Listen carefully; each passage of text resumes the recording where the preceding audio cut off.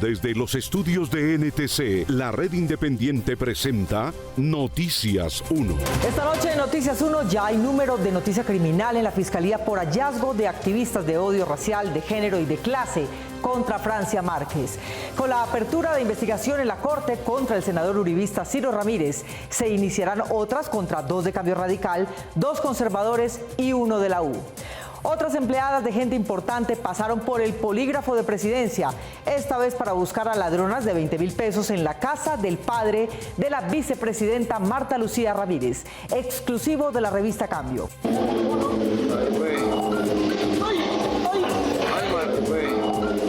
Y aquí está, esta es la imagen del día, los videos de los vecinos de la base aérea de Apiay, de la colisión de los 2 aviones Tucano de la Fuerza Aérea que hoy se conocieron.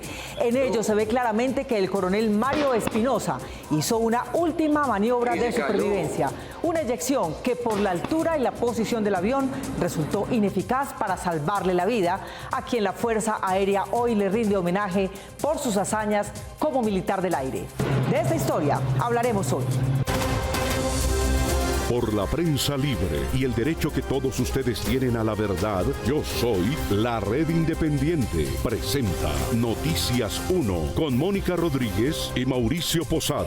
Buenas noches y bienvenidos a la mejor información en este puente festivo. Somos un medio independiente que gracias a sus donaciones continúa con el ejercicio periodístico libre y la defensa por la verdad. Recuerden que pueden apoyarnos con donaciones desde 10.000 pesos en baki.co/inclinada la Red Independiente. Y atención, quienes hagan aportes superiores a 150.000 pesos recibirán el buzo de la Red Independiente a vuelta de correo. Ingresa a baki.co/inclinada la Red Independiente. Haz clic en patrocinar e ingresa el valor con el que desees apoyarnos. Tu apoyo es fundamental para nosotros. Y empezamos el análisis que unos investigadores digitales hicieron sobre los mensajes racistas, clasistas y de género que se publican todos los días en las redes contra la vicepresidenta Francia Márquez. Junto con sus hallazgos, produjeron la apertura de una noticia criminal en la Fiscalía. Víctor Ballestas. Mónica, uno de los investigadores denunció por escrito los hechos encontrados por su grupo en documento enviado a la presidencia, a la vicepresidencia y al fiscal general de la Nación. Al menos 3 activistas de odio fueron identificados. La denuncia de los investigadores digitales que analizaron los ataques racistas, clasistas y de género en redes en contra de la vicepresidenta Francia Márquez y cuyos principales hallazgos publicó ayer Noticias 1, ya tienen un radicado en la Fiscalía que inició investigación penal por esos hechos. Radicado 4988, Dirección Seccional de Cali, Grupo Indagación Seccional Palmira. En su seguimiento a los trinos y otros mensajes de odio en contra de la vicepresidenta y ministra de la Igualdad, los investigadores digitales cuyos nombres omitimos por precaución encontraron 12.000 ataques directos desde cuando inició el gobierno Petro. Marcado odio racial. Uno de los investigadores envió el pasado 9 de junio a los despachos de presidencia, vicepresidencia y fiscal general un documento con la recopilación de los análisis hechos y de sus hallazgos, con identificaciones, pantallazos y otras piezas gráficas de los autores de esos mensajes. Este despacho consideró pertinente poner en conocimiento de su comunicación a la Fiscalía General de la Nación, entidad legalmente facultada para conocer del tema expuesto. Los 3 despachos respondieron y de ahí surgió la noticia criminal. En la denuncia identifican al menos a 3 activistas que comparten mensajes y trinos de contenido racista y discriminatorio con personajes de la vida pública. Encontraron también que sus cuentas son seguidas por la senadora María Fernanda Cabal y el propio expresidente Uribe, quienes, de todos modos, no han compartido los mensajes más agresivos de estos activistas. Catalina Victoria Arana Moreno, Raimundo de Jesús Franco Abuavara. Y el tercero es el señor Algirio Castaño Serna. Hoy la vicepresidenta Francia Márquez trinó al respecto. Esta investigación evidencia los desafíos que tenemos como sociedad para erradicar todo tipo de violencias, entre ellas las derivadas del odio racial. La Casa de Nariño dejó saber que toma muy en serio estos ataques, camuflados como sátira política, que pueden ocultar amenazas serias contra la vida de la vicepresidenta y su entorno familiar. Hoy también, algunos de los activistas identificados por los investigadores aseguraron que no son racistas, pese a las evidencias, y que no van a dejar de opinar, aunque creen que su vida también corre peligro. El inicio de investigación penal en contra del senador del Centro Democrático Ciro Ramírez por hechos relacionados con la red de corrupción del condenado excongresista Mario Castaño no solo lo afectará a él, otros senadores y políticos tendrán que responder. Guillermo Gómez. Mónica, a Ciro Ramírez se le investiga por presuntamente haber recibido 1.000 millones de pesos en coimas derivados de contratos que él ayudó a gestionar en el gobierno Duque, y se encontró mérito para pedir apertura de procesos contra 5 congresistas más.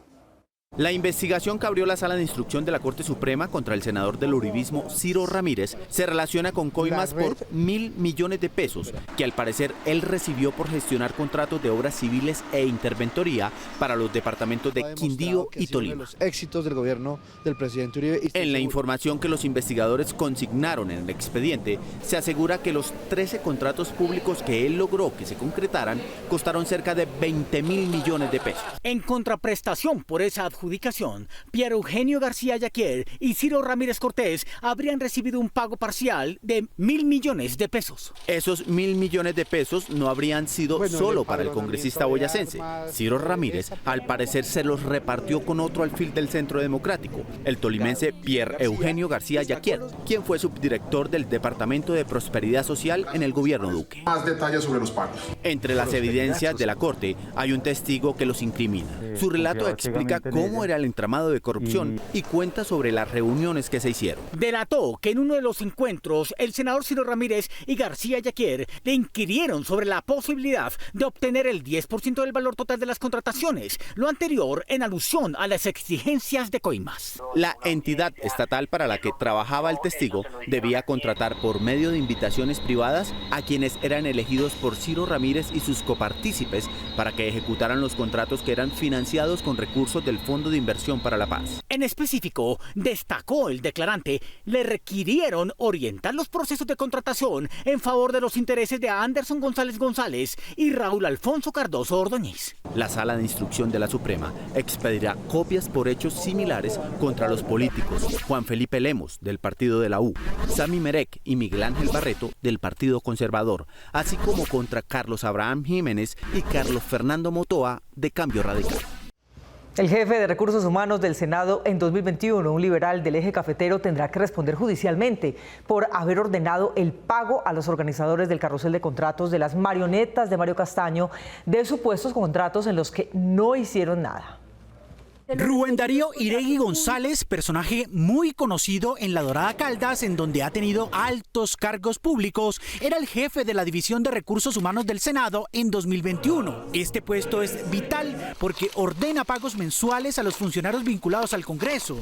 Hoy fue vinculado en el escándalo de la red de corrupción del ex senador liberal Mario Castaño, quien fue condenado por la Corte Suprema a 16 años de prisión por la enorme cantidad de dineros públicos que se apropió mediante contratos del gobierno Duque. Iregui hacía parte de esa red, según el expediente judicial. En el fallo de condena de Castaño, la Corte Suprema afirma que él era quien aprobaba los pagos a la novia de Castaño, Daniela Ospina, quien también se declaró culpable, y de Juan Carlos Martínez, amigo y asesor del político, actualmente prófugo de la justicia. Iregui González les certificaba sus supuestos trabajos en el Congreso para que la pagaduría de esa corporación les entregara el supuesto valor de sus servicios profesionales. Los recursos por ellos obtenidos no se corresponderían con la prestación efectiva de sus servicios, apropiación en la que resultó determinante la decisión del jefe de la División de Talento Humano del Senado de la República, Rubén Darío Iregui González. Por teléfono hablaban abiertamente de lo que hacían. Juan, hazme un favor. Pues es que como tú no hiciste nada este mes, ¿tú qué colocaste ahí en las obligaciones? Pues te lo voy a mandar. Mándame lo que tú le mostraste a él, porque es que si yo tampoco he hecho nada, he hecho como 10 llamadas y 3 no me han contestado. No, eso hay que colocar un carretazo. Bueno, mándamelo para nosotros hacer la misma chimbada. Los contratos del Senado de estas dos personas constan en la dirección administrativa de esa corporación. La selección de Juan Carlos Martínez como contratista, suscribiendo el contrato número 482 por 15 millones de pesos con plazo de ejecución hasta el 31 de mayo de 2021. A su turno, Daniela Ospina Loaiza fue seleccionada como contratista para brindar apoyo en el seguimiento de los funcionarios de planta y UTL del Senado frente a la pandemia ocasionada por el COVID-19. Acuerdo suscrito el 27 de febrero de 2021 por 15 millones de pesos. Estos dos contratos contenían tareas que no se realizaban antes en el Senado. Se crearon para ellos. En otras interceptaciones que reposan en el proceso, queda claro que el ex jefe de Recursos Humanos del Senado, Rubén Darío Iregui, era amigo cercano del líder de la corrupción, ex senador Castaño, y que compartía sus intereses ilícitos. Tal como fueron a pruebas de polígrafo las empleadas de la casa de Laura Sarabia, las de la casa del papá de la entonces vicepresidenta Marta Lucía Ramírez fueron conducidas de manera idéntica mientras se investigaba la pérdida en su casa de 20.000 pesos. Barbosa, que ya era fiscal, no dijo ni mu. Como nunca antes había ocurrido en Colombia, la Casa de Nariño fue inspeccionada por 7 agentes del CTI el 30 de mayo pasado en un acto que fue publicitado por la Fiscalía de tal modo que al ingreso de los funcionarios judiciales hubiera cámaras y periodistas presentes para que tomaran imágenes de ese momento bochornoso para el gobierno y para el presidente de la República. La inspección se relacionaba con el escándalo político-judicial que se produjo cuando se conoció que una ex niñera y otra empleada de la secretaria privada del presidente Petro, Laura Sarabia, habían pasado, sin mediar orden judicial, por pruebas de polígrafo para determinar si alguna de ellas se había robado un dinero cuyo monto aún está por determinar. Las declaraciones del fiscal fueron muy críticas. Bienvenidos a la parajusticia en Colombia. La parajusticia en Colombia es esto.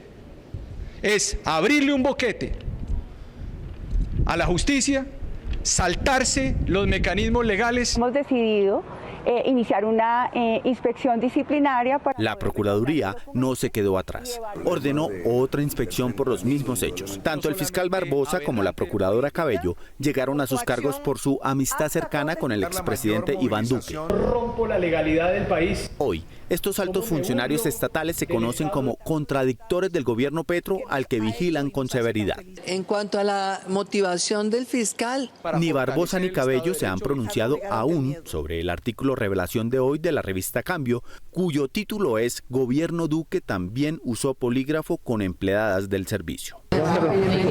Según cuenta Cambio, 3 enfermeras y una empleada del padre de Marta Lucía Ramírez, vicepresidenta de Duque, fueron sometidas a idéntico procedimiento, es decir, a pruebas de polígrafo en el año 2020, cuando el señor reportó que se le había perdido ropa, alimentos y 20.000 pesos. De manera idéntica a lo sucedido en mayo pasado, las 4 mujeres que trabajaban con Álvaro Ramírez Suárez, padre de la vicepresidenta, fueron conducidas, de acuerdo con la revista Cambio, en un vehículo oficial hasta los sótanos del edificio Galán, en donde los funcionarios de presidencia les hicieron las pruebas de polígrafo. Cuyas prácticas del F2, del SIC, de todas esas prácticas terribles, incluso del DAS, que generaron el cierre de esa institución. Seguramente el fiscal y la procuradora reaccionarán muy rápido para ordenar sus respectivas inspecciones a las residencias de la ex vicepresidenta, su padre y sus 4 ex empleadas para determinar cuáles delitos se cometieron entonces. El liberalismo optó por no contestar a los argumentos de la magistrada del Consejo Electoral que pide una sanción por el hecho de que el partido debía haber elegido sus líneas políticas y su dirigencia hace 2 años, pero se ha abstenido de hacerlo. Miguel Ángel Peñaranda. Mónica, en vez de ello resolvió descalificarla por ser del partido de gobierno con una recusación que retrasa el estudio de su ponencia, pero no resuelve las dudas sobre la ausencia de la democracia a la que el actual jefe tiene sometido al partido.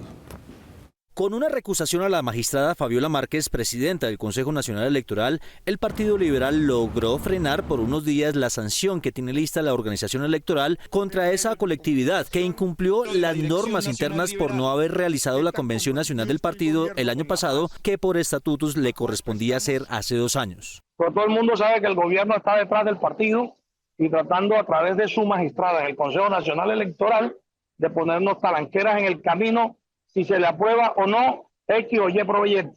En el proyecto de fallo de 31 páginas conocido por Noticias 1, la magistrada Márquez del Pacto Histórico considera que la dirección del partido violó los principios de la democracia a los miembros de esa colectividad. No se celebró su convención nacional, limitando con ello la participación efectiva de sus bases y poniendo en riesgo la misma legalidad de sus decisiones en materia electoral. Según el documento, la conducta de la dirección del partido en cabeza del expresidente Gaviria es imprudente y vulnera los derechos de quienes tienen voz y voto para asumir cambios políticos naturales de una organización política. Que para el caso concreto es impedir a sus miembros influir en la toma democrática de las decisiones más importantes de la organización política. No obstante, la dirección del partido desestimó los argumentos de la magistrada Márquez porque considera que por su origen político sus conceptos son sesgados. La magistrada ponente busca sancionar al Partido Liberal Colombiano, lo cual no tendría mayor relevancia y al parecer estaría acorde a derecho, si no es por la cercanía que tiene aquella magistrada al gobierno nacional del presidente Gustavo Petro. El senador Lidio García advirtió que con estas sanciones administrativas el mensaje es claro y es sacar de la dirección del partido a César Gaviria. Lo que están buscando es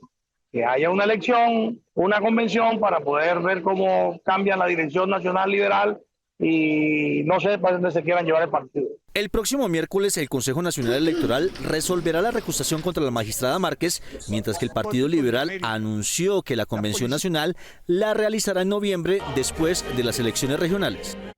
Aunque para mantener los subsidios a la energía de los estratos 1, 2 y 3 se necesitaban 1.5 billones de pesos, el Congreso aprobó solo 944.000 millones de pesos. El medio billón que falta, según el gobierno, no necesariamente indica que subirá la factura. Marta Olaya. Mónica, el viceministro de Energía dice que los subsidios seguirán existiendo y mientras se apropian los recursos, estos serán asumidos por las comercializadoras.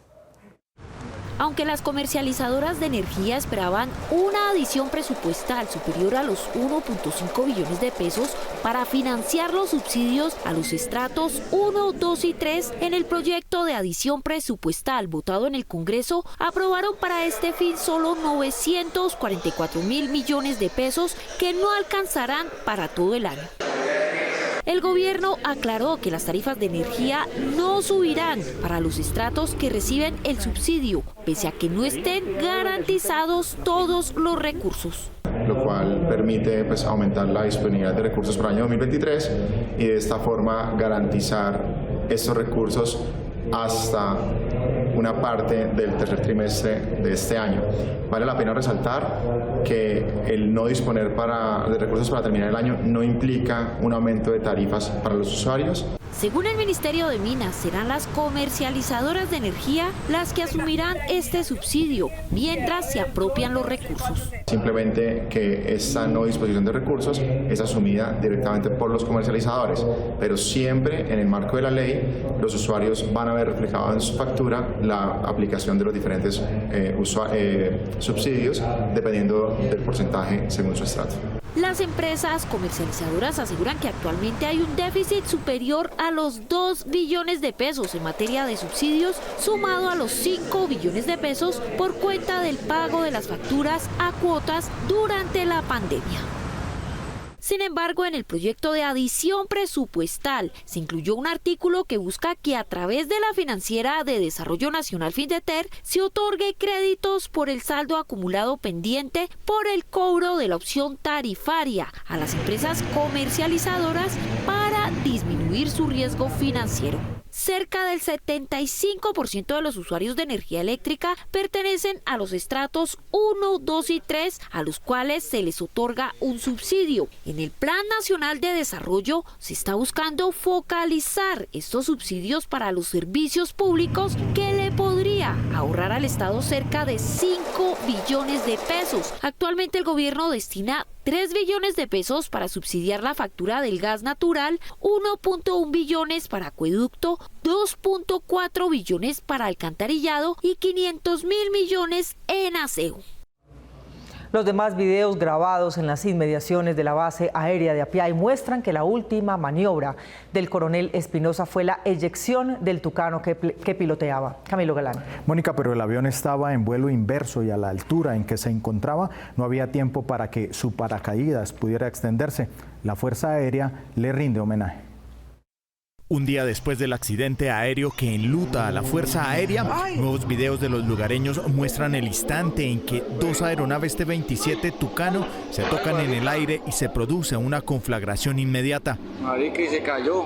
Esta grabación del momento de la colisión, que fue analizado en el laboratorio de video de Noticias 1, muestra en principio cómo las dos aeronaves se chocan, haciendo que una de ellas se incendie. Segundos después, da dos giros de 360 grados. Posteriormente, y antes de que la aeronave toque tierra, cuadro a cuadro se observa el momento en que el piloto de la nave incendiada, teniente coronel Mario Andrés Espinosa, se eyecta. A continuación, se escucha una explosión.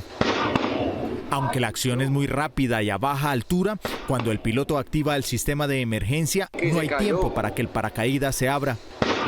Mientras tanto, la otra aeronave involucrada en el choque continúa su caída. Los restos de la aeronave fueron a dar a 1 kilómetro de la base de Apiay, en una finca que se encuentra acordonada para la investigación forense. Quienes habitan la periferia fueron testigos de la colisión y aseguran que se escuchó una explosión muy fuerte. Y las alas de los aviones se tocaron, el uno se vino al suelo, se directamente explotó. En otro video se aprecia el entrenamiento que realizaban los 5 aviones antes del accidente. Para quienes viven cerca de la base aérea, es normal este tipo de entrenamientos. Generalmente salen los aviones aquí, no solo esos, sino también otras avionetas, y pues ellos siempre tienen la costumbre de ensayar antes, entonces todos sabemos que puede haber riesgos y que pues se podrían presentar también acá en la vereda. El pasado 30 de junio, un día antes del accidente en el que perdió la vida el teniente coronel Espinosa González, el Comando Aéreo de Combate número 2 hizo circular un comunicado invitando a la revista aérea en el Aeropuerto Internacional José María Córdoba. Se presentarán del 14 al 16 de julio con una espectacular revista aérea cuya duración oscila entre los 30 a 35 minutos, haciendo gala de su destreza y pericia. En esta publicación también se mostró la flota acrobática conformada por 5 pilotos, un oficial de seguridad y 5 técnicos, entre ellos el capitán Espinosa. Colombia ya es consciente de lo mucho que va a necesitar de inteligencia artificial, lo que indican los indicadores. La plataforma de periodismo Tortes analizó los emprendimientos de 62 países que han registrado emprendimientos en inteligencia artificial para establecer un ranking global. El primer puesto se lo dio a Estados Unidos, a Colombia el 48, a Chile el 41, a Argentina el 49, a México el 51 y a Kenia el último lugar. Esto indica que al fin reconocemos que necesitamos ayuda. Esto es lo que indican los indicadores. Las tasas de interés dejaron de subir ya, frenaron en un 13.5% de tasa de usura, es decir, el valor máximo de un préstamo dentro del sistema. Solo a finales de año, según los expertos, podrían comenzar a bajar. Por el momento, lo que se recomienda es cautela en los gastos.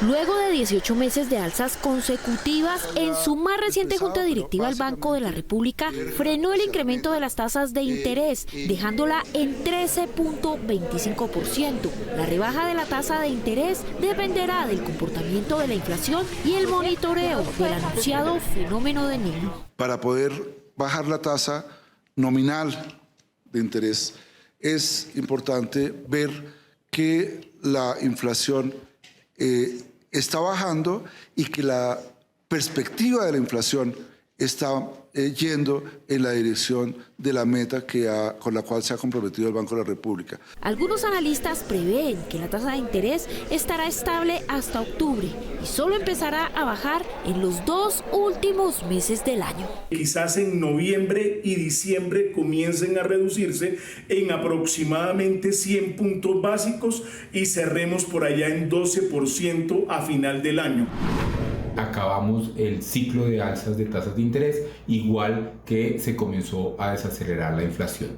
De esta manera esperamos que en julio también se mantengan las tasas inalteradas. ¿Pero cuándo empezarán los consumidores a sentir el alivio en sus bolsillos? Solamente hasta ese momento los consumidores podrán sentir en la disminución de sus costos el efecto de la disminución de las tasas de interés en noviembre y diciembre de 2023. Por ahora, aunque el costo de los créditos de consumo, uso de tarjeta de crédito y demás servicios financieros no seguirán subiendo, aún es alta la tasa de interés, por lo que los expertos sugieren a los consumidores tener cautela a la hora de endeudarse.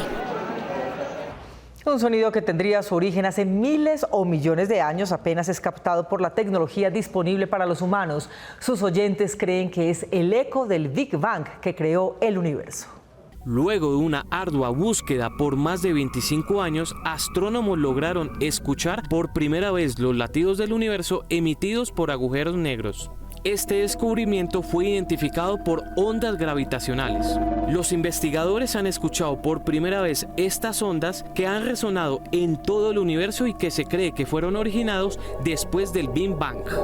Estos zumbidos de tono bajo fluyen a través de la Vía Láctea y fueron captados por una red de telescopios de Europa, Norteamérica, India, Australia y China dentro del consorcio espacial Pulsar Timing Array. Este descubrimiento abre una nueva ventana a los agujeros negros y aquellos objetos misteriosos que la humanidad aún no ha logrado descubrir y que se cree que se encuentran a miles de millones de años luz en el medio del centro de las galaxias similares a las nuestras. Y en la jornada que aún no termina, Colombia acaba de sumar otra presea de oro con los bolos. Tras completar casi un mes de preparación en Chía y finalmente en Bogotá, la selección femenina de mayores viajó a los Juegos Centroamericanos y del Caribe, aspirando al título del voleibol. Tuvimos muchos problemas para empezar el trabajo. O sea, estamos retrasados en relación a lo que necesitamos.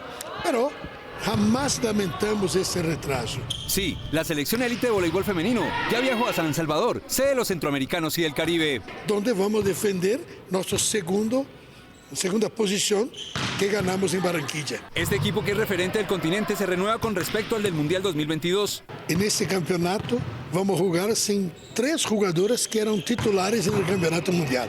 Vamos a presentar jugadoras nuevas, así como presentamos en 2017 e hicimos nuestro resultado. Sus objetivos son claros. Vamos por el oro, como siempre que vamos a cada torneo, la damos toda y pues esperamos los resultados favorables para nosotras. Tienen los compromisos del ciclo olímpico que finalizan en los Panamericanos de Chile, pero su trabajo va más allá.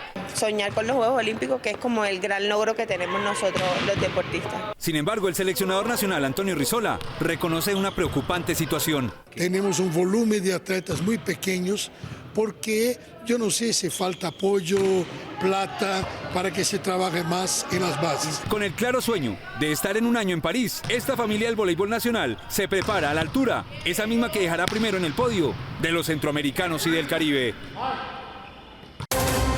Véanos en los cable operadores DirecTV, Claro, Movistar, Tigo Uni, HBTV, en Cali, ETV.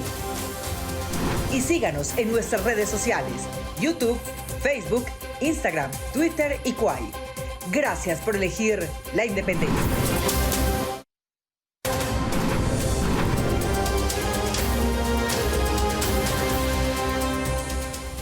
Bogotá, Medellín, Barranquilla, en general las capitales del país, al igual que las del mundo, celebraron hoy su Día de Orgullo Gay con coloridos desfiles. París, que suele ser o tener una de las más multitudinarias, tuvo hoy una marcha pobre debido a las protestas por otras razones. En Londres, Hamburgo y Madrid se dieron las más grandes de Europa y en Hong Kong y Malasia las más concurridas de Asia. La fiesta, que conmemora el alzamiento en un bar de Nueva York contra la violencia machista de la ciudad, sacó a las calles los reclamos de una comunidad discriminada en todo el planeta.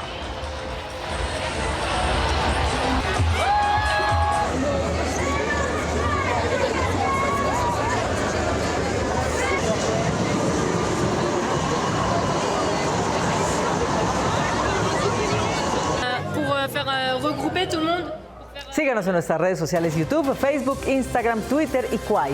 Nos vemos en las redes sociales y mañana lunes festivo aquí en Cable Noticias a las 8 de la noche con la mejor información del fin de semana. A ustedes, como siempre, gracias por elegir la independencia. Feliz noche.